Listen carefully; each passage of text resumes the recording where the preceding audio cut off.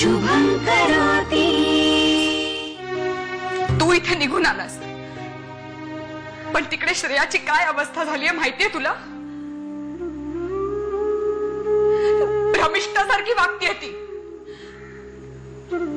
हा सगळा घडलेला प्रसंग म्हणजे एक स्वप्न आहे असंच वाटतंय तिला। काही वेळाने हे सगळं स्वप्न संपेल आणि मग तू येशील, तिच्याशी लग्न करशील। एवढा त्रास कशाला करून घ्यायचा तिने?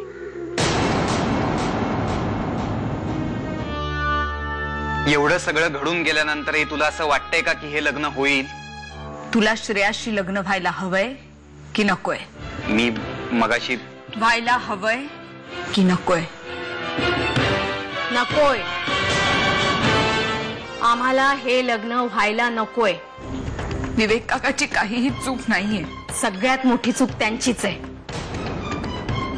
मी माझा नवरा खुनी आहे ही गोष्ट कधीही लपवून ठेवली नाही, पण श्रेयाच्या बाबांनी आपल्या घरातल्यांपासून सुद्धा ही महत्वाची गोष्ट लपवून ठेवली। अरे ज्याला आपल्या माणसांना सुद्धा विश्वासात घेऊन खरं सांगता आलं नाही, त्या माणसाच्या मुलीत तेच जुगारीपणाचे खोटेपणाचे गुण उतरले तर अशा मुलीला सून म्हणून कोण स्वीकारेल? साहेब जाऊ द्या ना मला, मी पाया पडतो तुमच्या। अहो माझ्या कशाला पाया पडताय? ज्यांच्याकडनं पैसे घेतलेत त्यांच्या पाया पडा।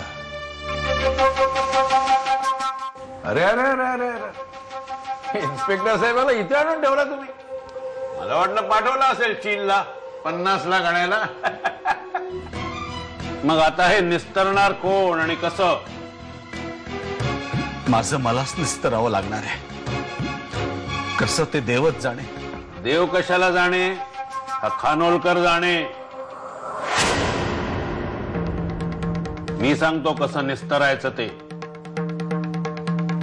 घर विका मला। नाही, मी घर विकणार नाही। मग तू सडशील आत। मला परत तेच स्वप्न पडलंय। ते दोघे बाबांना मारत होते, बाबा रडत होते, ओरडत होते आणि ते दोघे हसत होते। काका तू बिंदास राहा, मी आहे ना। बघ काका, अरे मी वकिलांना पण भेटून आलोय आत्ताच। ते म्हणाले होणार आहे जामिनाचं काम, फक्त अरे हे रविवार आहे ना आज, त्यामुळे उद्या होईल।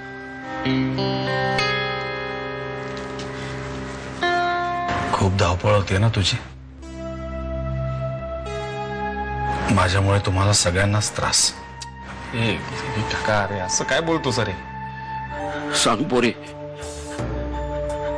कोणत्याही गोष्टीला तोंड देण्या इतका समर्थ आहे अण्णा? सांग मला काय घडलंय ते। सांगते अण्णा।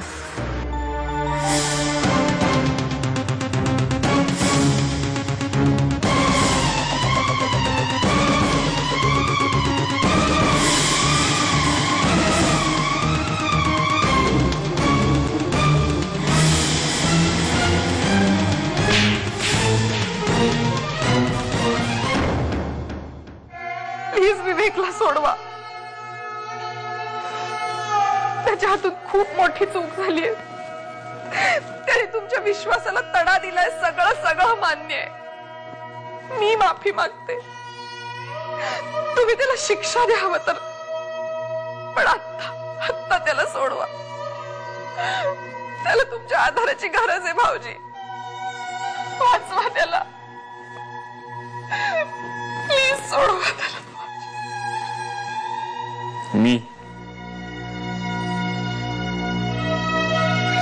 मी कोण आहे ग? आणि मी त्याला कसं काय वाचवणार आहे? भाऊजी तुम्हीच त्याचा आधार आहात, देव आहात तुम्ही त्याच्यासाठी। दगडाचं